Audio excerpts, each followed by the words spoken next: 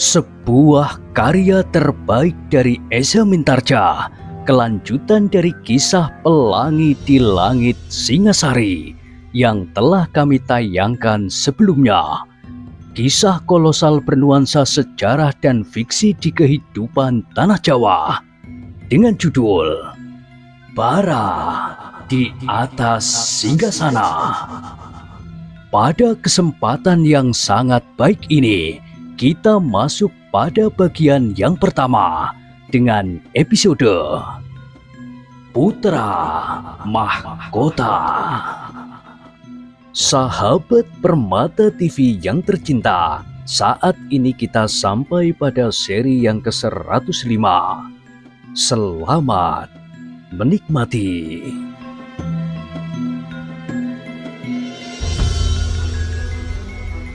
Di akhir kisah sebelumnya disebutkan, demikianlah dengan hati yang bergejolak prajurit-prajurit itu menghadap Sri Rajasa yang agaknya masih menunggu di tempatnya. Demikian para prajurit itu menghadap, Sri Rajasa mengangkat wajahnya, kemudian melambaikan tangannya, memanggil prajurit-prajurit itu untuk mendekat. Seolah-olah prajurit itu telah merangkak maju dengan kaki gemetar. Semakin dekat mereka dengan Sri Rajasa, rasa-rasanya menjadi semakin panas. Duduklah. Suara Sri Rajasa menggelegar di telinga mereka. Mereka pun segera duduk dengan kepala tunduk dalam-dalam di hadapan Sri Rajasa. Hampir aku keliru. Aku kira dua orang prajurit yang ada di muka inilah kedua tawanan itu. Jadi di mana tawanan-tawanan itu sekarang? Prajurit-prajurit itu mulai gemetar. Karena itu, sejenak mereka tidak dapat menyahut. Sri Rajasa menjadi heran melihat tingkah laku prajurit-prajurit itu. Maka sekali lagi ia bertanya, "Di mana kedua tawanan itu?" Senopati yang membawa tawanan itulah yang kemudian beringsut sedikit, namun kepalanya masih tertunduk dalam-dalam. Dengan suara yang dalam di tenggorokannya, ia berkata, "Ampun tuanku, segala kesalahan hamba semuanya, hamba mohon diampunkan."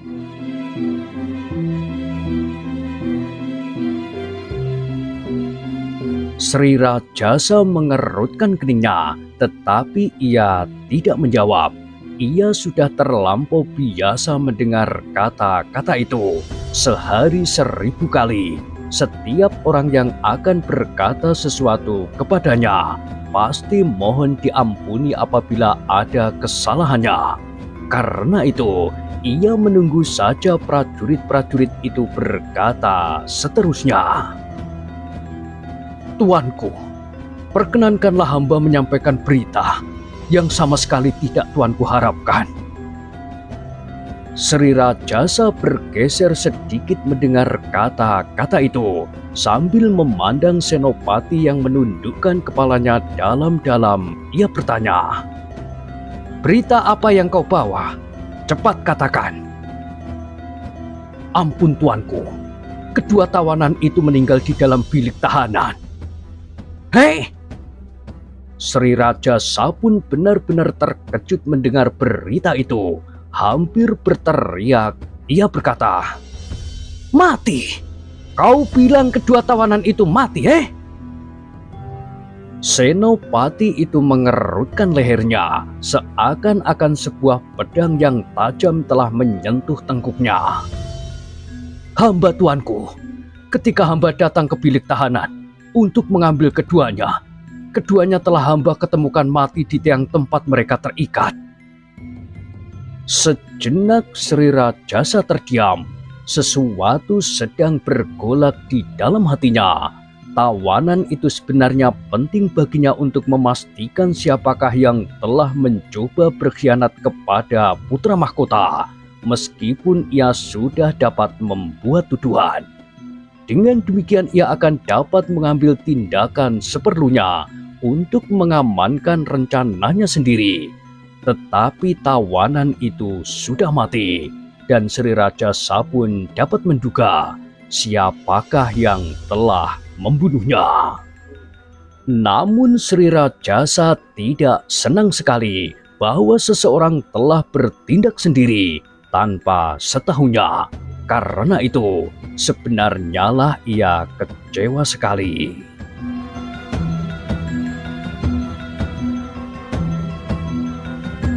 Prajurit-prajurit yang menghadap menjadi semakin berdebar-debar, justru karena Sri Rajasa masih tetap berdiam diri. Terasa dada mereka seolah-olah retak ketika Sri Rajasa menggeram. Jadi kalian menemukan kedua tawanan itu telah mati? Hamba tuanku. Tiba-tiba Sri Rajasa membentak. Siapa yang bertugas menjaga tawanan itu? Kau sendiri.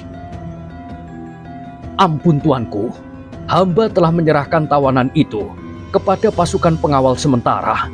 Kami saat itu beristirahat karena kelelahan yang sangat bagi seluruh pasukan hamba.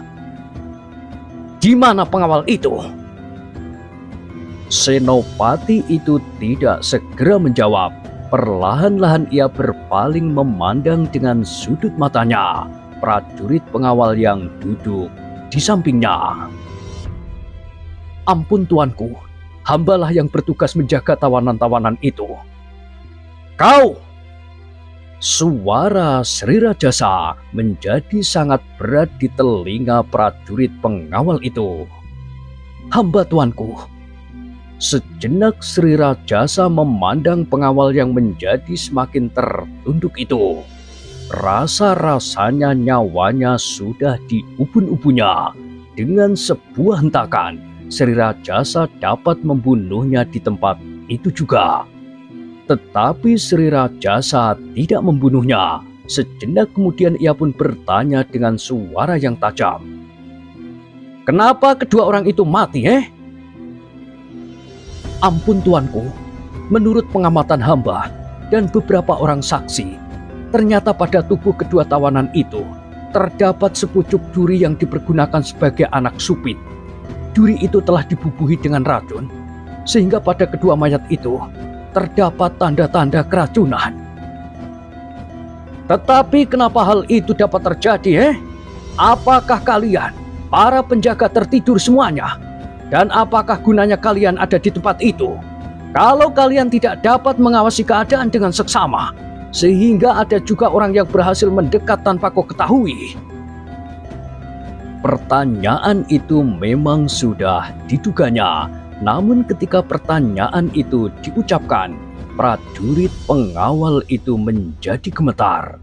Ia tidak akan dapat ingkar bahwa hal itu dapat terjadi karena kelengahannya. Rasa-rasanya darahnya membeku ketika Sri Rajasa membentak pula. Apakah kau sendiri yang telah membunuhnya? Karena kau termasuk dalam gerombolan pengkhianatan itu. Mulut pengawal itu bergerak-gerak, tetapi tidak sepatah kata pun yang meloncat dari sela-sela bibirnya. Karena itu, maka Sri Rajasa pun membentak semakin keras. Jadi benar begitu, kau yang membunuhnya. Dan pengawal itu memaksa dirinya untuk menjawab. Ampun tuanku, hamba tidak berbuat. Jadi siapa? Siapa yang telah membunuhnya? Hamba tidak tahu tuanku. Kenapa kau tidak tahu? Sekali lagi orang itu terdiam, tetapi tubuhnya kini benar-benar menjadi gemetar. Wajahnya menjadi pucat seputih kapas.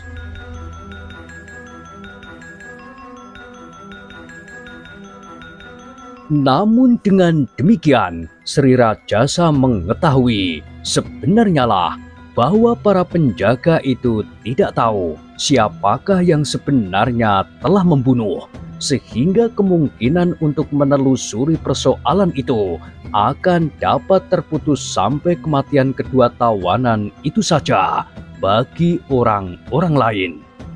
Tetapi Sri Rajasa sendiri telah mempunyai jalan tersendiri untuk mencari siapakah sebenarnya pembunuh kedua tawanan itu dan siapa pula yang telah berkhianat.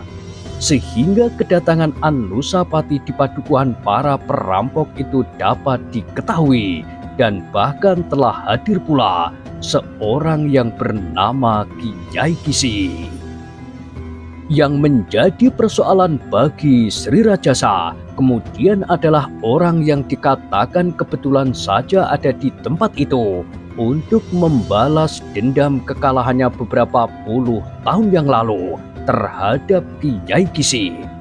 Bagi Sri Rajasa, hal itulah yang harus mendapat perhatian sepenuhnya. Apakah orang itu mempunyai hubungan dengan orang-orang berkerudung hitam yang pernah datang ke istana ini, atau benar-benar suatu kebetulan? Tetapi kalau orang itu benar-benar orang yang datang sekedar membawa dendam bagi Kyai Kisi, kenapa ia memakai kerudung hitam untuk menyembunyikan wajahnya?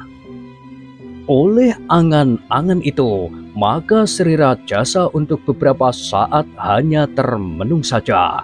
Ia masih mencoba menghubung-hubungkan peristiwa-peristiwa yang pernah terjadi di istana ini.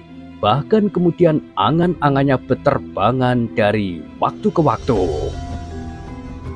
Tentu bukan Mahesa Agni, berkata Sri Rajasa di dalam hatinya. Ketika orang berkerudung hitam itu datang ke istana, Mahesa Agni ada bersamaku. Bagi para prajurit yang menghadap, kediaman Sri Rajasa itu membuat darah mereka serasa membeku. Ketakutan yang sangat telah menjalar di urat nadi mereka, sehingga mereka sama sekali tidak berani bergerak meskipun hanya ujung jari kakinya. Baru kemudian Sri Rajasa menarik nafas dalam-dalam. Ia masih belum menemukan pemecahan, tetapi dengan demikian perhatiannya sebagian terbesar justru tertuju kepada orang berkerudung itu. Ketika ia melihat prajurit yang masih ada di hadapannya, maka katanya, "Ingat, peristiwa ini bukan peristiwa yang kecil. Kalau terbukti bahwa kematian kedua orang itu berakibat jauh, maka para pengawal dapat dikenakan hukuman mati. Tetapi kalau masih ada jalan untuk mengampuninya, aku akan berusaha memperkecil akibatnya. Tetapi jangan mengharap terlampau banyak. Aku sendiri dapat melakukan hukuman itu setiap saat."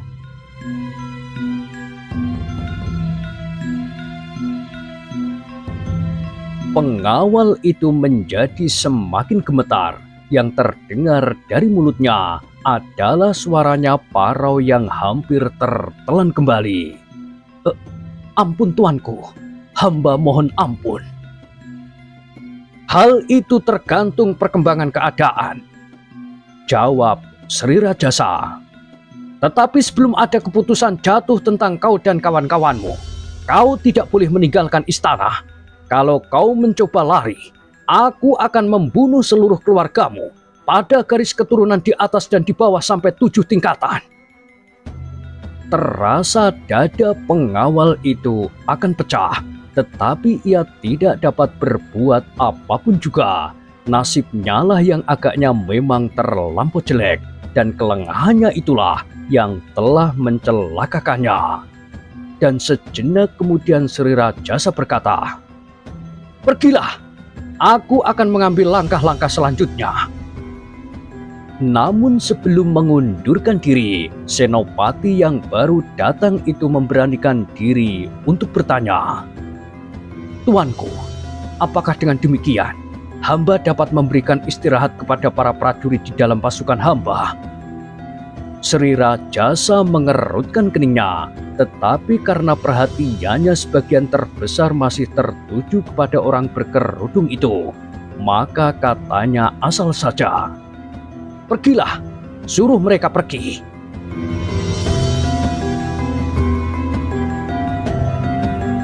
Prajurit-prajurit itu tidak berani bertanya sesuatu lagi.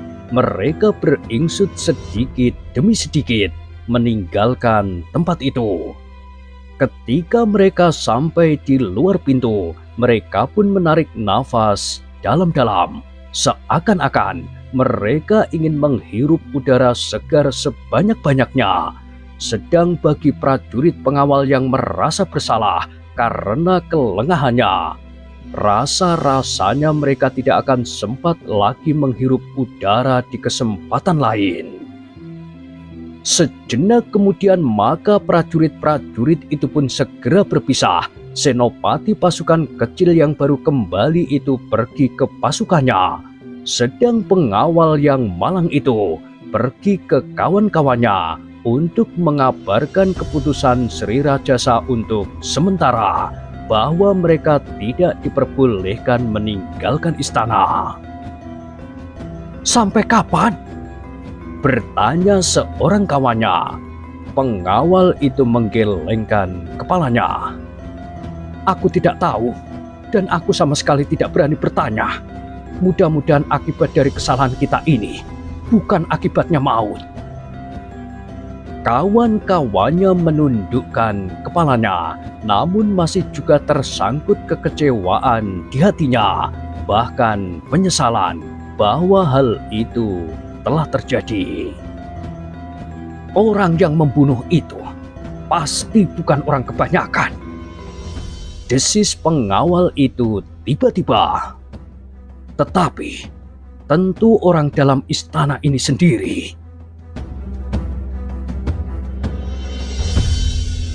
Kawannya mengangguk-anggukkan kepalanya. Tanpa sesadarnya mereka pun melayangkan pandangan mata mereka ke bilik tempat menyimpan kedua tawanan itu.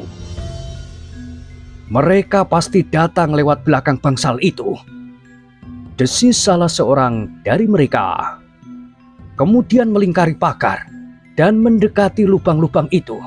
Bilik itu hanya diterangi dengan lampu minyak yang samar-samar, tetapi orang itu dapat mengenainya dengan tepat. Yang lain tidak menjawab, tetapi pemimpin pengawal itu berdesis. "Lalu apakah kita akan menguburkan mayat itu sekarang? Bagaimana perintah Sri Rajasa?" "Tidak ada perintah, dan aku tidak berani bertanya. Kita bertanya kepada pemimpin pengawal istana keseluruhan. Kalau ia tidak dapat memberikan jalan, kita minta ia melaporkannya kepada Panglima." Pemimpin pengawal itu mengangguk. Katanya, "Aku juga akan melaporkan keputusan Sri Rajasa atas kita." Pemimpin pengawal itu pun kemudian pergi mendapatkan perwira yang bertugas memimpin seluruh penjagaan di dalam istana dan halamannya untuk menyampaikan persoalannya dan keputusan Sri Rajasa. "Kenapa kau tidak melaporkannya kepadaku lebih dahulu tentang kematian itu?" bertanya pemimpin yang lebih tinggi itu. "Tidak sempat. Demikian prajurit-prajurit yang diutus oleh tuanku Sri Rajasa datang. Barulah aku ketemukan tawanan itu sudah menjadi mayat." "Dan kau langsung menghadap Sri Rajasa?" "Iya, senopati yang membawa tawanan itu dan prajurit pengawal yang diutus Sri Rajasa mengajak aku langsung menghadap agar Sri Rajasa tidak terlalu lama menunggu."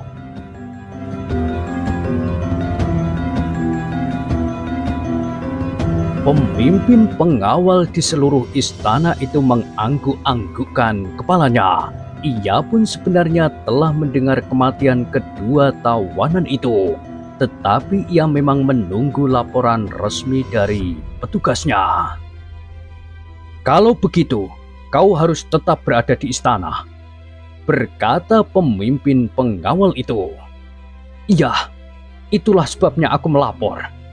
Ia berhenti sejenak, lalu katanya, "Aku ingin minta tolong agar keluarga kami dapat diberitahu, tetapi tidak seluruh persoalannya, supaya mereka tidak menjadi sangat gelisah." "Baik, aku sendiri akan menemui keluargamu dan kawan-kawanmu yang bertugas saat itu. Aku sangat berterima kasih." Kemudian apakah masih ada persoalan? Ya, bagaimana dengan kedua mayat itu? Apakah tidak ada perintah dari Sri Rajasa? Tidak. Pemimpin yang lebih tinggi itu mengangguk-anggukkan kepalanya. Lalu katanya, "Aku akan menghadap Sri Rajasa apabila aku mendapatkan kesempatan. Aku menunggu." Pengawal itu pun kemudian kembali ke tempatnya. Ia masih harus menunggu keputusan Sri Rajasa dan keputusan-keputusan yang menyangkut kedua sosok mayat itu.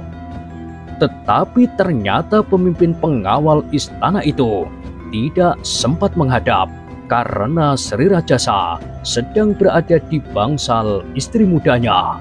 Karena itu, ia harus menunggu. Baru setelah Sri Rajasa kembali ke bangsalnya, ia sempat menghadap hanya sejenak. Lihatlah mereka baik-baik, ingatlah ciri-cirinya dan tanda-tanda kematiannya, kemudian kuburkan mereka. Hanya itulah titah Sri Rajasa.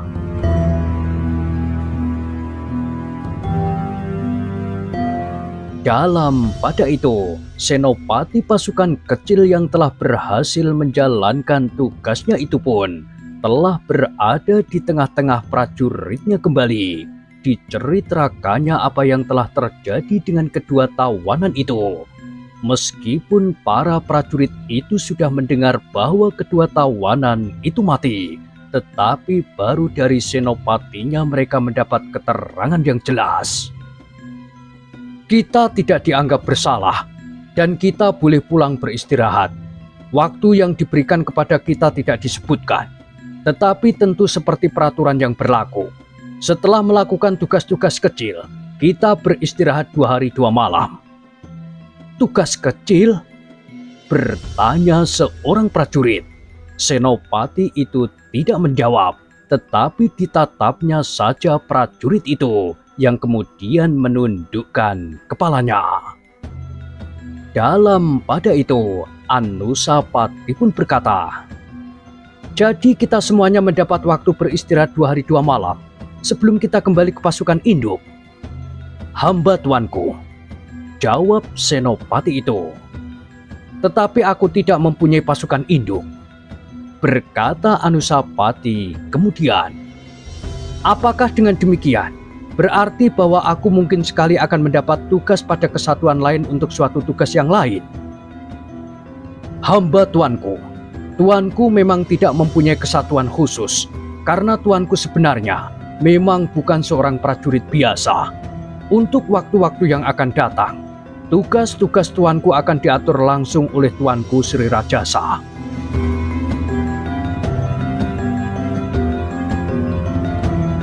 Anusapati mengangguk-anggukkan kepalanya. Katanya, "Kalau begitu, aku akan mengucapkan terima kasih. Terima kasih kepadamu dan kepada seluruh pasukan yang telah melindungi aku, sehingga aku boleh ikut merasa bangga bahwa tugas ini dapat terlaksana." "Ah," desah senopati itu. "Ternyata tuanku tidak memerlukan perlindungan. Tuanku adalah seorang prajurit. Dalam tugas yang baru saja kita selesaikan, tuanku ternyata dapat menyejajarkan diri dengan kita semua, sehingga tuanku tidak lagi menjadi tanggungan bagi kami. Bahkan tuanku telah memperkuat pasukan kami." Putra mahkota itu tersenyum sambil menepuk bahu senopati itu. Ia pun berkata, "Sebenarnya aku senang melakukan tugas bersamamu, bersama pasukanmu yang kecil tetapi bertanggung jawab itu. Kau adalah seorang pemimpin kecil yang berwibawa. Aku berharap bahwa kelak kau akan meningkat semakin tinggi dan mempunyai pengaruh yang mantap di kalangan keprajuritan Singasari." Senopati itu tersenyum pula. Jawabnya, "Terima kasih tuanku, tetapi waktunya masih jauh sekali. Mungkin lebih jauh dari jarak umur hamba. Jangan terlampau merendahkan diri. Siapa tahu tugas ini salah satu pancatan bagimu." Senopati itu tidak membantah, bahkan ia pun tertawa. Sejak Sejenak kemudian Anusapati pun minta diri kepada Senopati itu dan seluruh prajurit-prajuritnya, dan ia pun akan kembali ke bangsalnya. Istrinya pasti sudah menunggu, bahkan ibunya pasti juga menantinya dengan cemas. Namun sambil menghitung langkahnya, ia selalu dibayangi oleh tugas-tugas mendatang yang pasti akan lebih berat. Namun lebih dari itu, ternyata pula ia sudah menghadapi pengkhianatan-pengkhianatan yang ada di dalam dan di luar istana, sehingga putra mahkota itu benar-benar telah merasa terkepung. Langkah Anusapati tertegun ketika ia lewat di sebelah pintu gerbang taman. Dilihatnya seorang juru taman sedang menjinjing bumbung bambu berisi air. Dengan serta-merta, Anusapati berhenti. Namun kemudian disadarinya kedudukannya sebagai seorang putra mahkota, sedang orang itu tidak lebih dari seorang juru taman. Namun demikian ia melangkah perlahan-lahan mendekatinya. "Ampun tuanku," juru taman itu menyapa. "Ternyata tuanku telah kembali dengan selamat." "Ya Paman Sumekar," jawab putra mahkota. "Perjalanan kali ini sangat menarik." Tetapi Anusapati tidak sempat mengatakannya karena beberapa orang juru taman yang lain segera datang mendekat. Mereka pun kemudian menanyakan keselamatan Anusapati berebut dahulu. "Terima kasih Paman," jawab Anusapati kepada mereka itu. "Seperti Paman lihat, aku sehat walafiat." "Tuanku menjadi bertambah hitam," berkata seorang juru taman yang gemuk. "Tetapi dengan demikian tuanku menjadi semakin gagah." Anusapati tersenyum, sedang juru taman yang lain berkata, "Tetapi tuanku menjadi sedikit kurus." "Mungkin Paman, aku kurang tidur. Di istana aku hampir tidak pernah meninggalkan pembaringan. Tetapi di perjalanan, aku tidak sempat tidur. Meskipun di malam hari." "Siang malam tuanku berjalan?" "Iya, siang malam. Tidak berhenti." Anusapati tertawa. Jawabnya, "Tentu ada juga kesempatan untuk berhenti, sedikit beristirahat dan tidur." "Oh, jadi ada juga toh waktu untuk tidur?" "Tentu ada, tetapi terlampau sedikit dibanding dengan waktu tidurku di istana." Para juru taman itu mengangguk-anggukkan kepalanya, tetapi mereka tidak sempat bertanya lebih banyak lagi karena Anusapati segera minta diri. "Aku masih sangat lelah. Aku akan pergi ke bangsal. Bukankah tidak ada sesuatu yang terjadi?" "Tidak, tuanku," jawab seorang juru taman, namun tiba-tiba wajahnya berkerut. Maksudku tidak ada apa-apa." "Tidak, tuanku," Sumekarlah yang menyahut. "Tidak terjadi sesuatu."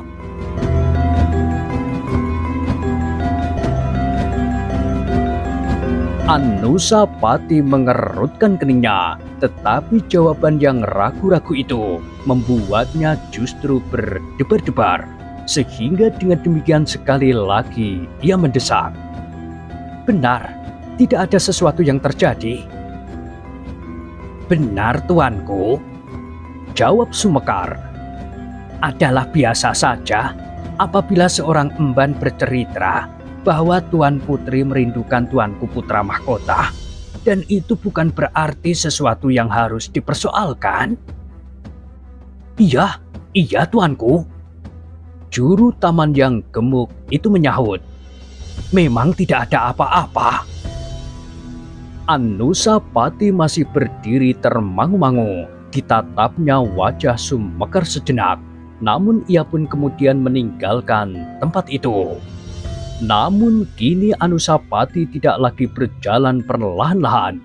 langkahnya menjadi tergesa-gesa, seakan-akan ada sesuatu yang mengejarnya. Kesan dari percakapannya dengan para juru taman itu membuatnya agak berdebar-debar.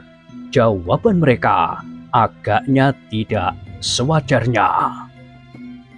Ketika ia melihat bumbungan bangsalnya, serasa ia ingin segera meloncat, tetapi ternyata Anusapati masih harus tetap mengekang dirinya sendiri.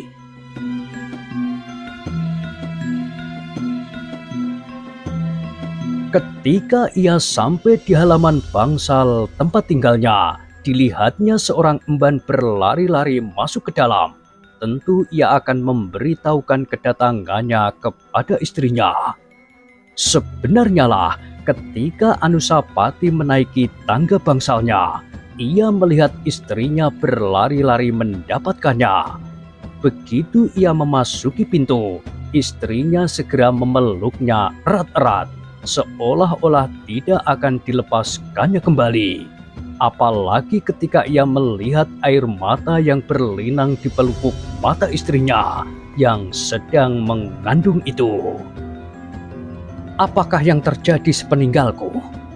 bertanya Anusapati yang menjadi semakin curiga. Tetapi istrinya justru mencoba mengusap air matanya.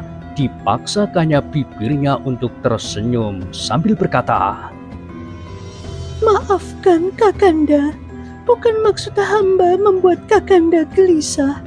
Marilah, Kakanda masuk dan perkenankan hamba bertanya tentang keselamatan Kakanda di perjalanan." Anusapati menarik nafas dalam-dalam, tetapi ia tidak boleh gelisah. Kalau ia menjadi gelisah, maka istrinya pun akan menjadi semakin gelisah pula. Perlahan-lahan Anusapati melangkah masuk. Tidak ada perubahan apapun di dalam bangsal itu. Tidak ada barang-barang yang rusak atau berpindah tempat. Masih seperti ketika ditinggalkannya. Sejenak kemudian beberapa emban telah menyediakan pakaian yang bersih bagi Anusapati. Karena istrinya tahu bahwa di dalam perlawatannya, Anusapati pasti tidak sempat menghiraukan pakaiannya yang menjadi kotor dan kumal itu.